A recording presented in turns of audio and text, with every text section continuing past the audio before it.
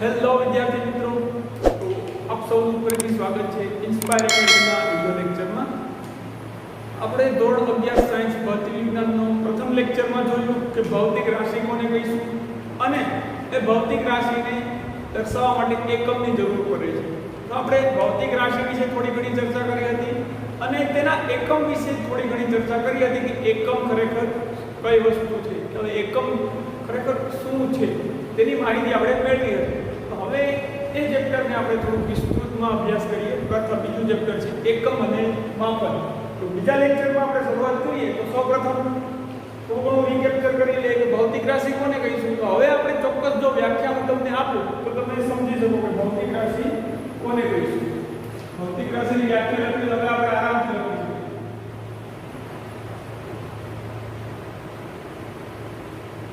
તમને અગાઉના લેક્ચરમાં જણાવ્યું તેમ કે આપણા જે રંગ છે, રૂપ છે, કેટલો દયાળુ છે, કેટલો ક્રોધી છે, એ ભૌતિક રાશિ નથી.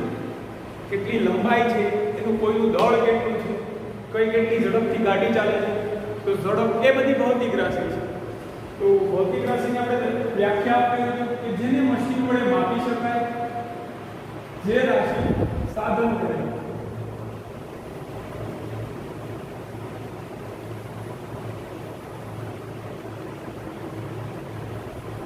માપી શકાય,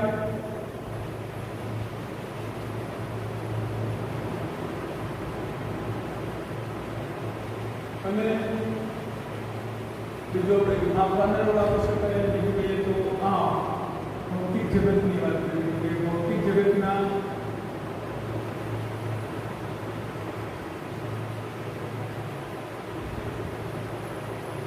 નિયમો અથવા ભૌતિક જગતની ઘટનાઓ, નિયમની જગ્યાએ આપણે ઘટના બનાવીએ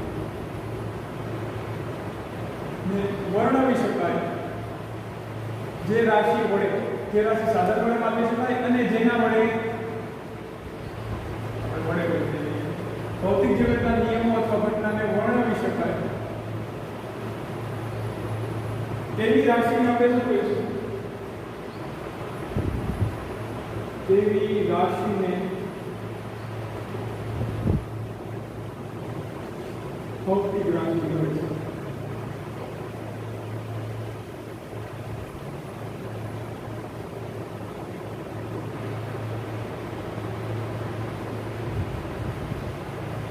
જે આપણને સાધન વડે માપી શકીએ, મારું દળ કેટલું છે, મારી લંબાઈ કેટલી છે, હાથ પહોળા કરતો પહોળાઈ કેટલી છે, કેટલા સમયથી હું અહીંયા બોલું છું, તે બધું આપણે સાધન વડે માપી શકીએ. અને બીજું એક છે જેના વડે ભૌતિક જગતના નિયમો અથવા ઘટનાને વર્ણવી શકાય. ભૌતિક જગતના નિયમો એટલે તો કે નિયમ શું છે? કોઈ વસ્તુ પર તમે બળ લગાડશો તો તેમાં પ્રવેગ ઉત્પન્ન થશે. તો એક નિયમ છે કે બળ લગાડશો તો પ્રવેગ ઉત્પન્ન થશે. તો એ બળ આપણે માપી શકીએ. એ નિયમ આખો થઈ ગયો. ગુરુત્વાકર્ષણ બળ છે. ગુરુત્વાકર્ષણ બળનો ન્યૂટનનો સાર્વત્રિક નિયમ છે કે દરેક વસ્તુ પર ગુરુત્વાકર્ષણ બળ લાગે છે.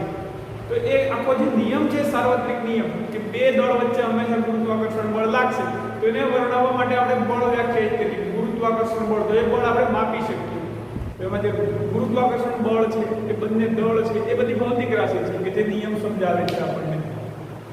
અને બીજું જોયું હતું કે ભૌતિક રાશિને આપણે કંઈક હોય છે, પ્રમાણિત માપ હોય છે ભૌતિક રાશિ કે જે નક્કી કરી દે કે દળ ભૌતિક રાશિ છે તેનું નક્કી કર્યું કે આટલું 1 કિલોગ્રામ છે. બહુ ચોકસાઈપૂર્વક નક્કી કરી દીધું આ માસને આપણે આ દળને ચોક્કસ દળ રાખી દેવા. આપણે માનો કે એક લોખંડનું બનાવીને આને 1 કિલોગ્રામ કહીશું, પછી બધા દળ આપણે એની સાથે સરખાવીએ. આનાથી કેટલું વધારે છે, આના અડધા જેટલું તો અડધો કિલોગ્રામ.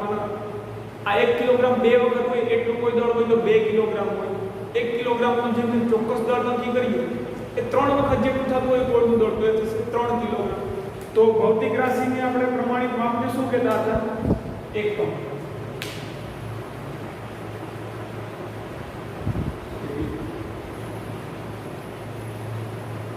ભૌતિક રાશિના પ્રમાણિત માપને શું કહેવામાં આવે છે?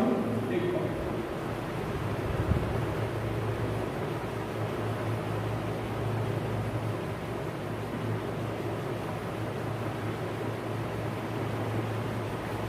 માપને એકમ કહે છે.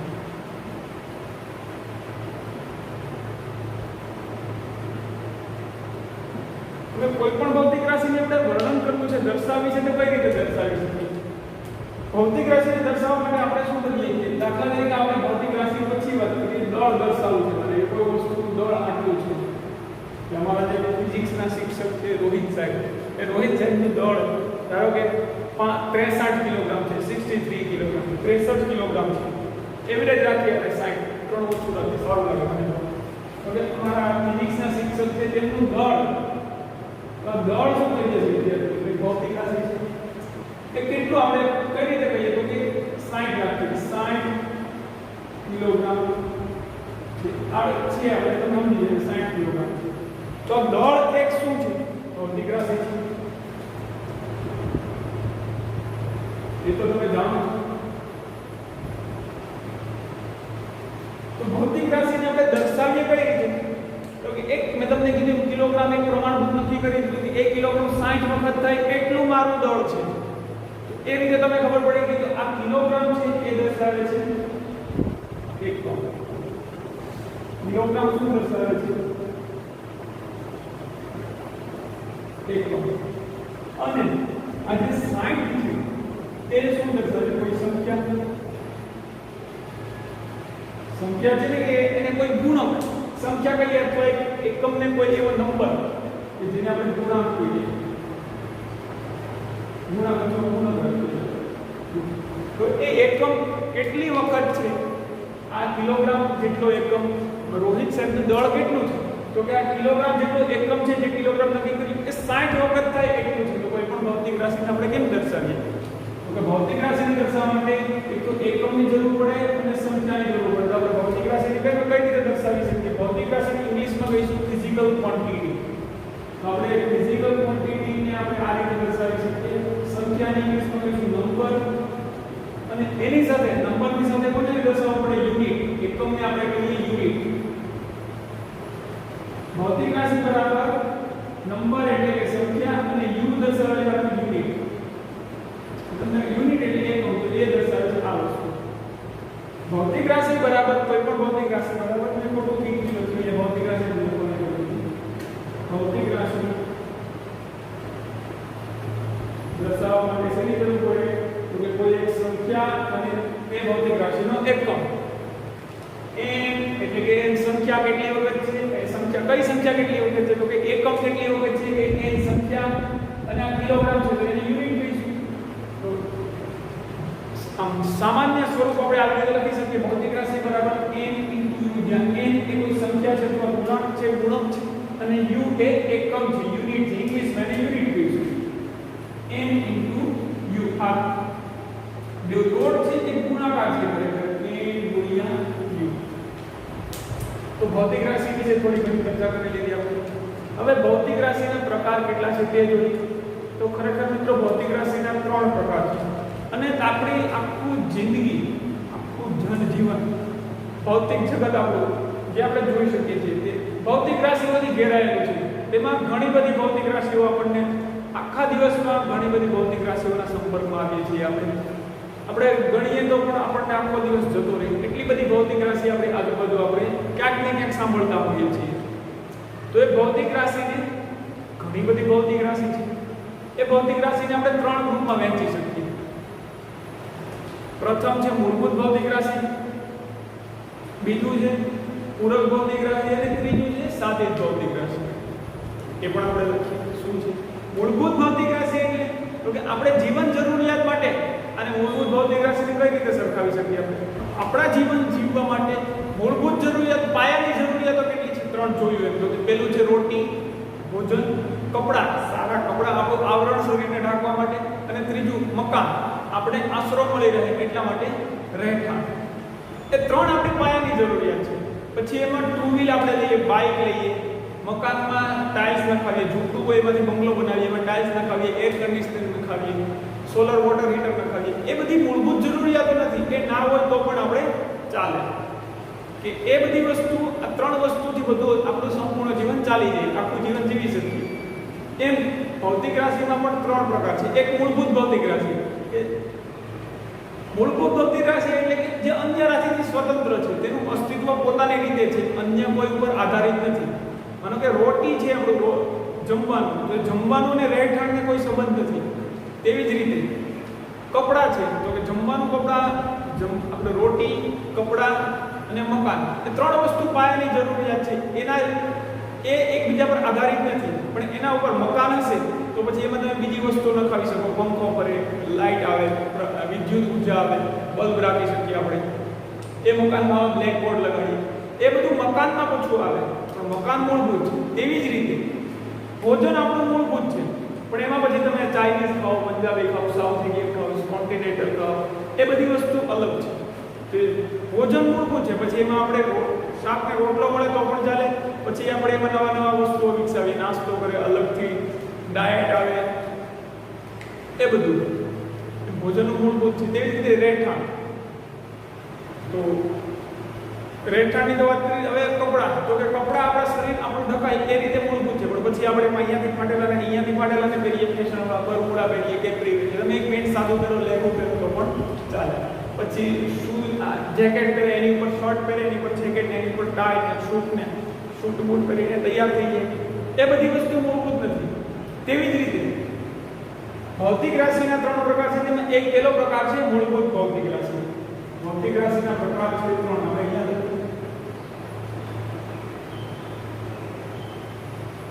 ભૌતિક રાશિ,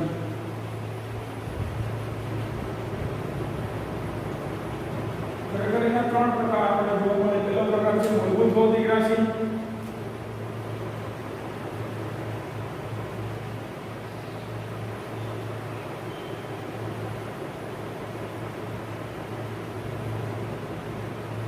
જે રાશિનો કોઈના પર આધારિત નથી, એ રાશિનું પોતાનું સ્વતંત્ર અસ્તિત્વ છે. મેં તમને કીધું આપણે 3 પાયાની જરૂરિયાત છે. તે મૂળભૂત ભૌતિક રાશિને પાયાની રાશિમાં કરે છે.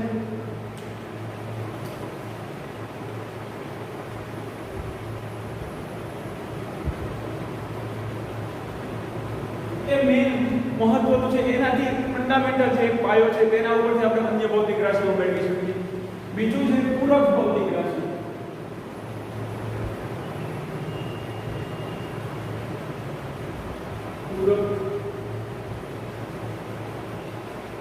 ભૌતિક રાશિ કે મૂળભૂત ભૌતિક રાશિ સિવાય અન્ય 2 પૂરક ભૌતિક રાશિ કે જેને દર્શાવવા માટે, જેનો ઉપયોગ આપણે મૂળભૂત ભૌતિક રાશિ છે ક્યારેક પૂરતી ન પડે એવી 2 ભૌતિક રાશિ જે પૂરક છે અને પૂરી કરે છે, તેને પૂરક છે. અને ત્રીજો પ્રકાર છે આપણી પાસે સાધિત ભૌતિક રાશિ. સાધિત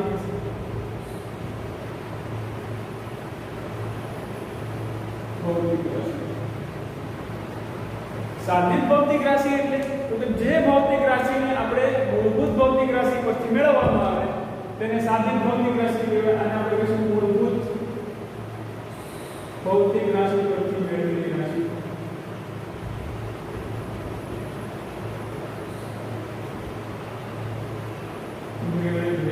સાધના કરેલી. સાધિત એટલે આપણે એમ યાદ રાખી શકીએ કે સાધના કરીને મેળવેલી, પણ ખરેખર એમાં સાધના ન હોય.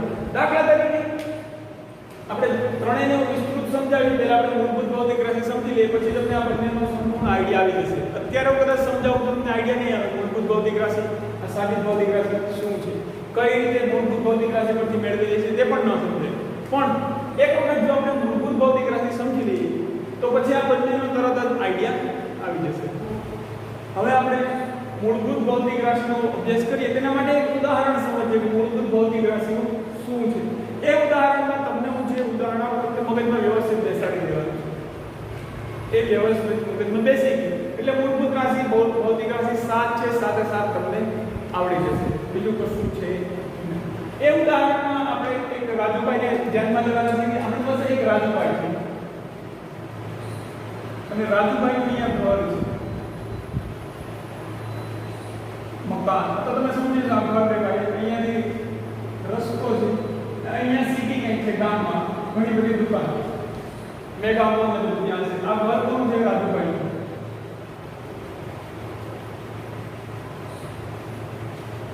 હવે આપણે અહીંયા એક ઘટના થાય છે, એ ઘટનાને વર્ણવવા માટે ઘણી બધી ભૌતિક રાશિ આપણે બોલીશું. એમાં કેટલીક મૂળભૂત ભૌતિક રાશિ હશે, કેટલીક સાધિત ભૌતિક રાશિ હશે.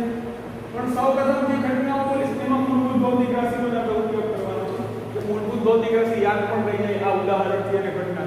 તો તો કે રાજુભાઈના મેરેજ થઈ ગયા હોય છે, રાજુભાઈ પરિણીત પુરુષ છે અને રાજુભાઈના પત્ની એમને કહે છે બજારમાં જાઓ.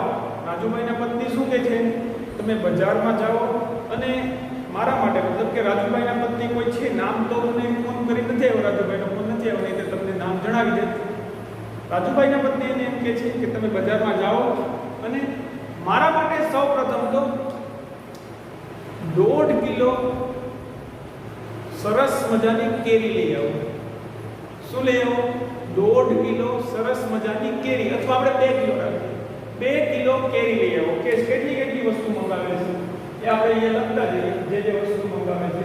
બજારમાં જાઓ અને મારા માટે 2 કિલોગ્રામ કેરી લઈ આવો. અને એ પણ કહે છે કે તમારે બજારમાં કેટલે દૂર જવું પડશે? તો કે તમે આપણે ઘરથી 3 કિલોમીટર દૂર જવું પડશે. 3 કિલોમીટર દૂર, 3 કિલોમીટરનું અંતર કાપવું પડશે. અથવા તો આપણે કિલોમીટર લેવા જઈએ, આપણે કહીએ 700 મીટરનું અંતર કાપવું પડશે. તમે અહીંયાથી જાઓ બજારમાં, મારા માટે 2 કિલોગ્રામ કેરી લઈ આવો. કેટલું અંતર કાપીને? અહીંયાથી 700 મીટર અંતર કાપીને 2 કિલોગ્રામ કેરી લઈ આવો. અને રાજુભાઈના પત્ની કહે છે કે એના પછીની વસ્તુ એ જણાવે છે કે તમારે 120 સેકન્ડમાં પાછું આવવાનું. 120 સેકન્ડમાં તમે પાછા આવજો. અથવા આપણે સ્ટોરીમાં થોડું ચેન્જ કરીએ. તમને એમ કહે છે કે રાજુભાઈના પત્ની એમ કહે છે કે તમારે બજારમાં જવાનું, 2 કિલોગ્રામ કેરી લાવવાની છે. કેટલું અંતર કાપવું પડશે? તો કે 700 મીટર અંતર કાપીને બજારમાં જવાનું, 2 કિલોગ્રામ કેરી લાવવાની છે. અને બીજી વસ્તુ કે તમારે 120 સેકન્ડ બાદ જવાનું છે. તો કંઈક સમયગાળો કહે છે ને કે 8 સેકન્ડ બાદ ઘરમાંથી બહાર નીકળવાનું છે. બહુ ડોમિનેન્ટ વાઇફ છે રાજુભાઈની, મતલબ કે રાજુભાઈ એના ગુલામ બનીને રહી ગયા છે એવું પણ આપણે કહી શકીએ. હવે જો માફ કરજો કોઈ રાજુભાઈ, કોઈના સગા સંબંધી રાજુભાઈ, તો એમને આપણે આ રિલેટ નથી કરવાનું. આ તો ખાલી ઉદાહરણ સ્વરૂપે છે, ખોટું દુઃખ ન લગાડવું. એમાં કઈ વસ્તુ છે? ધીરુભાઈ સરવૈયા કે આપણે ચપ્પલવાળાની દુકાનમાં જઈએ તો આપણા માપના તો ઘણા બધા હોય, ઘણા બધા ચપ્પલ હોય.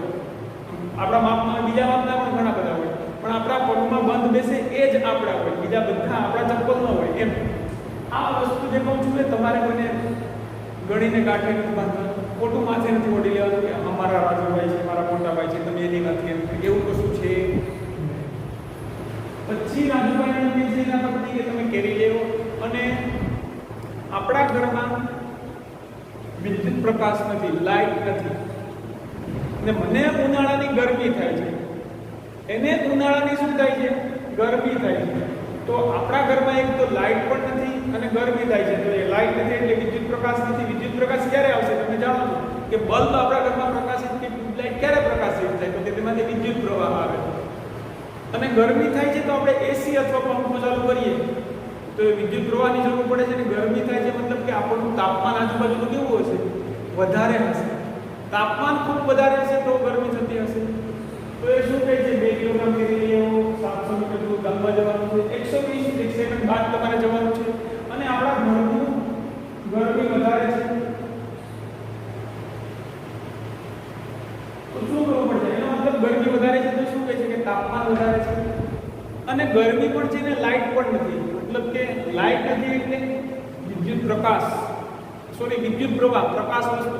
લાઇટનો મતલબ થાય પ્રકાશ. આપણે જે લાઇટ સમજીએ વિદ્યુત પ્રવાહ એ એમ કે છે લાઇટ નથી. મતલબ કે રાજુભાઈના પત્ની એમ કહેવા માંગે છે કે આપણા ઘરમાં વિદ્યુત પ્રવાહ પણ નથી.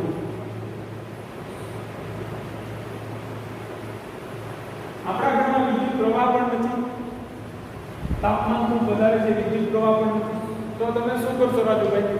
કે રાજુભાઈ તમે જાઓ ઝડપથી સિટીમાં જાઓ, ફરિયાદ નોંધાવો, અથવા લાઇટ આવે આપણો ફોલ્ટ નોંધાવો, ઘરે કાંઈ લાઇટ નથી અને લાઇટ આવે પછી આપણા ઘરે એક તાપમાન ઘટાડવા માટે પંખો કે એસી નખાવી દઈએ, વિદ્યુત પ્રવાહ લાવે.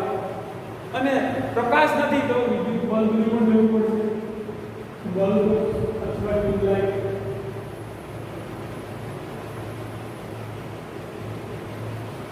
આટલી વસ્તુ રાજુભાઈને કહે છે કે તમારે આટલું આટલું કરવાનું છે. અને બીજી એક વસ્તુ ખાસ કહે છે કે આપણા ઘરમાં ટાઇલ્સ સાફ કરવા માટે એસિડ લાવવાનું છે. એસિડ એટલે તો કે એક રસાયણ એસિડ એટલે એક રસાયણ છે ને, તો આપણે રસાયણને કેમ દર્શાવે? તમે જોયું હશે કોઈ પણ રસાયણ અથવા કેમિકલને તેના અણુભાર જેટલું આપણે લઈએ તો એને આપણે 1 મોલ કહેવાય. તો મોલ શબ્દ તમને ખબર હોવી જોઈએ. તો એમ કે છે કે આપણા ઘરમાં ટાઇલ્સ સાફ કરવા માટે થોડું ઘણું એસિડ ક્યું લાવવું છે? એસિડ તો કે રસાયણોનો રાજા બહુ સરસ એસિડ હોય H2SO, તો થોડું ઘણું એસિડ પણ લેતા હોય. એટલે એ કહે છે કે બલ્બ માટે અને એક એસિડનો કંઈક દ્રવ્યનો જથ્થો લાવવો પડશે. એસિડ કેટલો આમ કંઈક દ્રવ્ય લાવવું પડશે ને કેટલો જથ્થો લાવવાનો છે એસિડનો? તો શું કહે છે કે થોડું ઘણું H2SO4 નો જથ્થો લેતા આવે.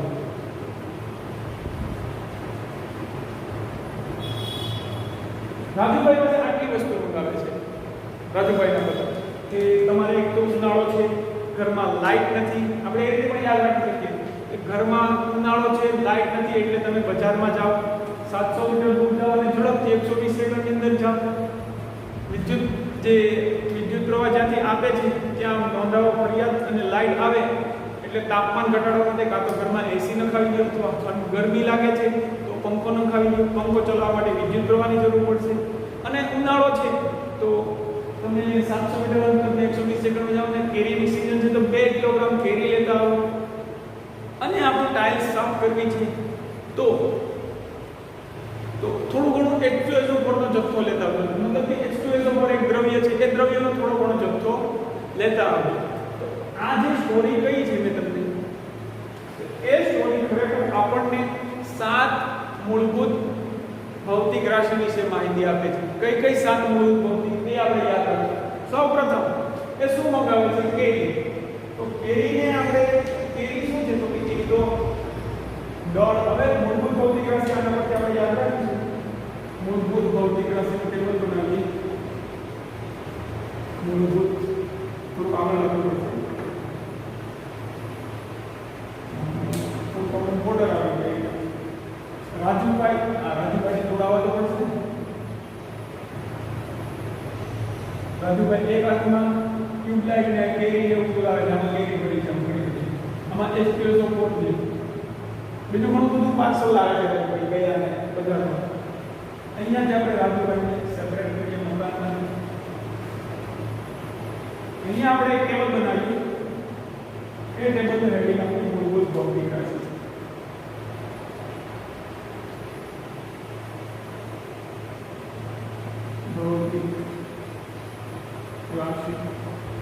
એ ભૌતિક રાશિના એકમ અને એકમોની સંખ્યા. એકમને આપણે કેમ દર્શાવીએ?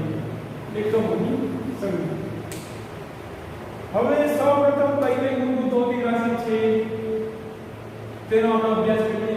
મેં આજે રાજુભાઈની ઘટના વર્ણવી છે તેમાં સાથે 7 મૂળભૂત ભૌતિક રાશિને આવરી લીધી છે. થોડી ઘણી સ્ટોરી બનાવવાનો પ્રયત્ન કર્યો છે. સૌપ્રથમ મૂળભૂત ભૌતિક રાશિ શું મંગાવે છે? તો કે કેરી મંગાવે છે. કેરી કેટલી મંગાવે છે? 2 કિલોગ્રામ. તો એ શું થઈ ગયું? એક દળ થઈ ગયું ને કેરી. પ્રથમ મૂળભૂત ભૌતિક રાશિ આપણી પાસે છે દળ. બીજું શું મંગાવે છે? બીજું શું કે તો કે 700 મીટર દૂર તમારે જવાનું છે આપણા ઘરે. તો શું કહે છે? અંતર અથવા તેને આપણે કહીએ લંબાઈ. લંબાઈ કયો, પહોળાઈ કયો, ઊંચાઈ કયો, બધું એક જ થશે. અંતર કહીએ. અને ત્રીજું એમ કહે છે કે તમારે 120 સેકન્ડની અંદર ઘરેથી નીકળી જવાનું છે. તો ત્રીજો એક ભૌતિક રાશિ છે સમય.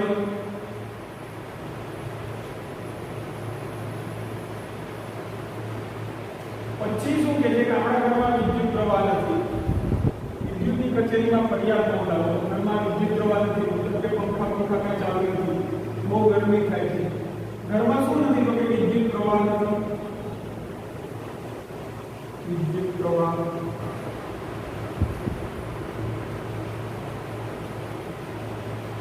વિદ્યુત પ્રવાહ નથી તો શું થાય છે? તો કે ઘરમાં ગરમી થાય છે. ગરમી કઈ રીતે થાય? વધારે કે ઓછું? તો ગરમીને આપણે કઈ રીતે દર્શાવીએ? તાપમાન વડે. કે તાપમાન વધુ કે ઓછું? તાપમાન જે કે પછી જો થઈ જશે.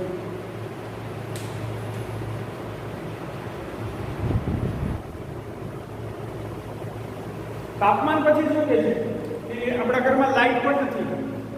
તાપમાન એ ઓછું ને વિદ્યુત પ્રવાહ નથી એટલે લાઈટ પણ નથી.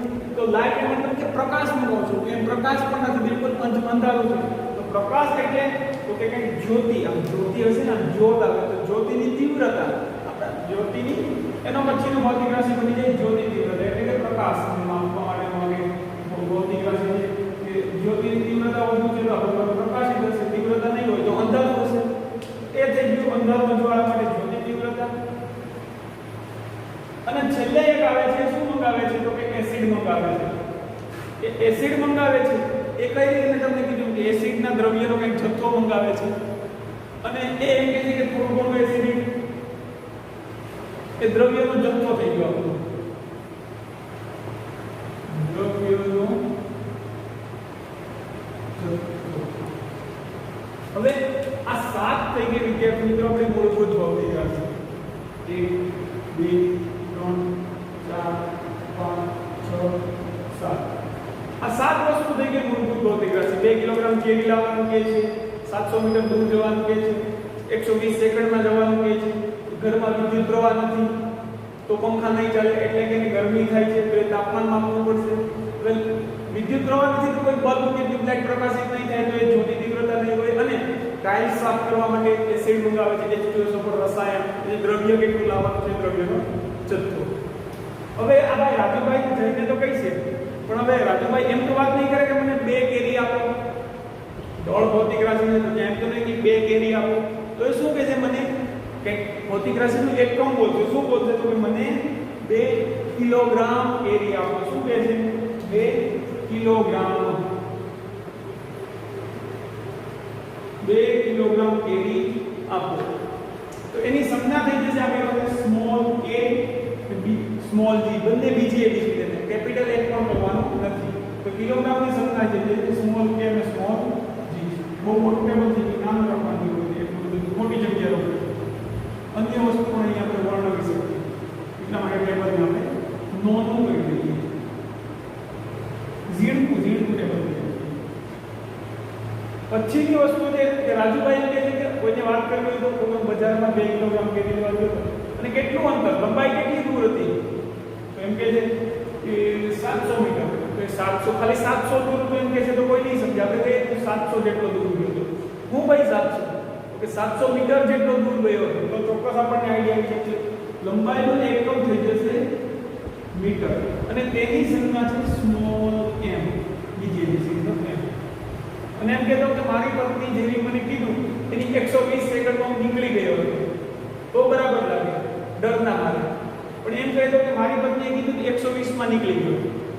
એ ભાઈ શું 120 માં નીકળી ગયો તો કે 120 સેકન્ડમાં જેવું મારી પત્નીએ મને કીધું કે 120 સેકન્ડમાં હું ઘરેથી નીકળી ગયો. તો એ સમયગાળો દર્શાવે છે. તો સમયગાળાનો એકમ થઈ જશે સેકન્ડ. અને તેની એકમ છે એકમ છે સેકન્ડ એટલે સંજ્ઞા છે બીજી એબીસી નો s, નાનો s.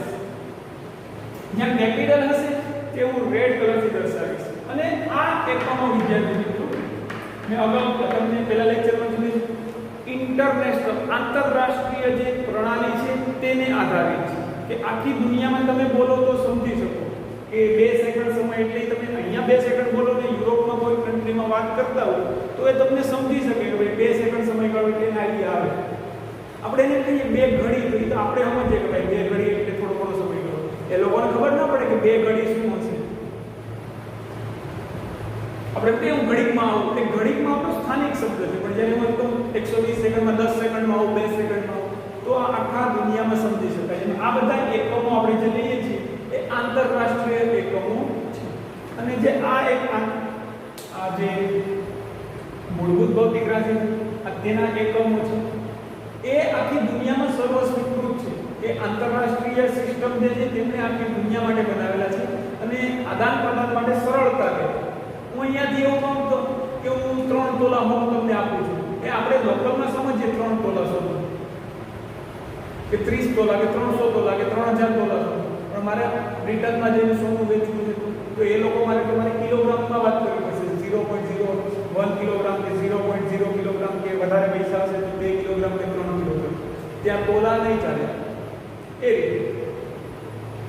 તો હવે આપણે એમ કહીએ છીએ કે મારે તમારે આપણા ઘરમાં વિદ્યુત પ્રવાહ નથી, ગરમી થાય છે, પંખા નથી ચાલતા, ઠંડુ લાગતું નથી, તો વિદ્યુત પ્રવાહ તમે ધોરણ 10 માં શીખી ગયા વિદ્યુત પ્રવાહને આપણે શેમાં માપીએ છીએ? એમ્પિયરમાં.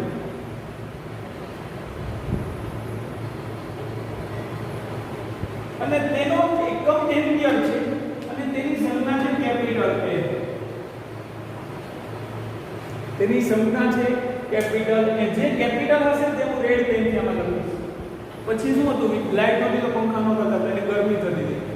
તો ગરમી માટે વધારે તાપમાન કે ઓછું તાપમાન છે તો તાપમાન ભૌતિક રાશિ છે. તો તાપમાન એમ કહે છે કે બે તાપમાન છે. આપણે મોટા ભાગે તાપમાનની વાત કરીએ 2 ડિગ્રી કે 2 ડિગ્રી સેલ્સિયસ, એવું 36 ડિગ્રી સેલ્સિયસ, 30 ડિગ્રી સેલ્સિયસ. પણ જે સેલ્સિયસ બોલીએ છીએ તે આંતરરાષ્ટ્રીય એકમ નથી, પણ આંતરરાષ્ટ્રીય એકમ છે એનો કેલ્વિન. તાપમાનનો આંતરરાષ્ટ્રીય એકમ જે સર્વસ્વીકૃત એકમ છે. તમે જ્યાં પણ ગણતરી કરશો ત્યાં પણ આપણે કેલ્વિનમાં જ કરવાની છે. સેલ્સિયસમાં આપેલું છે તો કેલ્વિનમાં કન્વર્ટ કરીશું, રૂપાંતર કરીશું. તે જ થઈ ગયું આપણું કેલ્વિન. કોનો એકમ છે? તાપમાન. અને તેની સંજ્ઞા છે કેપિટલ K. ઓકે, તાપમાનને આપણે કઈ રીતે દર્શાવીશું? કેલ્વિનમાં. અને તેની સંજ્ઞા થઈ ગઈ કેપિટલ K. સોરી, એ ચોટી ગયું લાગતું. હવે અંધારું જ્યોતિ તીવ્રતા, એના ઘરમાં જ્યોતિ મતલબ કે પ્રકાશની તીવ્રતા જ નથી. એની પત્નીનું નામ જ્યોતિ નથી, એ યાદ રાખવું. તો એ જ્યોતિ તીવ્રતા બિલકુલ પ્રકાશ નહોતો એના ઘરમાં. તો શું કહે છે? તો કે એના માટે એક આંતરરાષ્ટ્રીય એકમ છે કેન્ડેલા.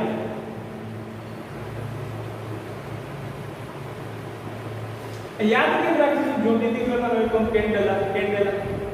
તો કે જ્યોતિ શેમાં હોય? મીણબત્તીમાં. મીણબત્તીની ઇંગ્લિશમાં શું કહીશું? કેન્ડલ. કેન્ડલમાં જે જ્યોતિ હોય છે તેની માપવા માટે એના પરથી કેન્ડલ પરથી નામ આવ્યું કેન્ડેલા. તો જ્યોતિ તીવ્રતાનો એકમ થઈ ગયો કેન્ડેલા. અને તેની સંજ્ઞા છે સ્મોલ c અને સ્મોલ d. C અને d. બીજી ABCD નો C અને બીજી ABCD નો D. અને છેલ્લે આવે છે દ્રવ્યનો જથ્થો. એ ઘરમાં ટાઇલ્સ સાફ કરવા માટે શું મંગાવે છે? તો કે આપણે ટાઇલ્સ સાફ કરવા માટે થોડું ઘણું H2SO4 એસિડ લેતા આવજો. તો દુકાને જઈને એ લીટરમાં માંગશે કે ગ્રામમાં માંગશે, પણ ખરેખર એસિડનો દ્રવ્યનો જથ્થો માપવા માટે આંતરરાષ્ટ્રીય એકમ છે એક શબ્દ છે મોલ, જે તમે જાણતા હશો. મોલ ખરેખર શું છે તમને ખબર હશે કે કોઈ પણ રસાયણ છે અથવા જે કોઈ પણ તત્વ છે તેના પરમાણુ ભાર અથવા આપણે અણુભાર કહીએ તો એના જેટલું વજન લઈએ તો એને 1 મોલ કહેવાય. એના જેટલું વજન 2 વખત લઈએ એને પરમાણુ ભાર જેટલું વજન તો એને 2 મોલ કહેવાય.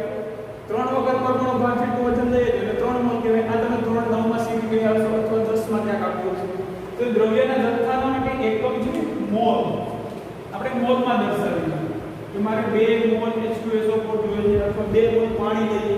રાસાયણિક પ્રક્રિયાઓ જે ધોરણ 10 માં શીખ્યા છે તમે ત્યારે આ શબ્દ આવ્યો હતો. અને તેના માટે એકમ છે MOL. બીજી ABCD MOL. આ થઈ ગયું આપણું મૂળભૂત ભૌતિક રાશિ અને તેના એકમો. અને અહીંયા મેં જે એકમો લખેલા છે તે સિસ્ટમ ઇન્ટરનેશનલ SI એકમો છે. લોકલ કોઈ પદ્ધતિના એકમો નથી કે આપણે ઇન્ડિયામાં યુઝ કરતા હોય અલગ હોય, અમેરિકામાં યુઝ કરતા હોય અલગ હોય, બ્રિટન ઇંગ્લેન્ડમાં યુઝ કરતા હોય અલગ હોય. આખી દુનિયામાં સર્વસ્વીકૃત એકમો છે તે આપણે લખ્યા છે. તો આ મૂળભૂત ભૌતિક રાશિ તમને ખબર હોય કે 7 કઈ મૂળભૂત ભૌતિક રાશિ અને તેના એકમો વિશે માહિતી હોવી જોઈએ. એકમો ક્યાં ક્યાં છે અને તેની સંખ્યા કઈ કઈ છે, કોણ કેપિટલ છે, કોણ સ્મોલ છે, એ પણ ખ્યાલ હોવો જોઈએ.